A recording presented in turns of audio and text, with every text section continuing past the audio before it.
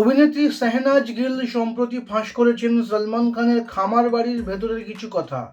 শাহনাজ কিসি কি ভাই কিসি কি জান ছবির সময় সেখানে 2-3 দিন ছিলেন। তিনি জানান, খামার বাড়িতে প্রচুর বাইক ও এটিভি গাড়ি রয়েছে যা তারা ব্যবহার করতেন। সবচেয়ে গুরুত্বপূর্ণ তথ্য হলো, সলমন খান মাটির কাছাকাছি থাকতে ভালোবাসেন, কৃষকদের মতো পরিশ্রম করেন এবং গাছ থেকে ফল পারেন। এছাড়া পার্টি চলাকালীনও সলমান কেবল মজা করতেন না, আসন্ন ছবি, অ্যাকশন দৃশ্য ও অভিনয়ের টেকনিক নিয়ে নিজের অগাধ জ্ঞান সবার সঙ্গে ভাগ করতেন। আমি মনে করি এই খবর সলমানকে আরও বেশি মাটির মানুষ হিসেবে প্রতিষ্ঠিত করে। তার এত বড় তারকা হয়েও কৃষকদের মতো কাজ করা এবং বৃক্ষরোপণ আগ্রহ সত্যি অনুপ্রেরণামূলক।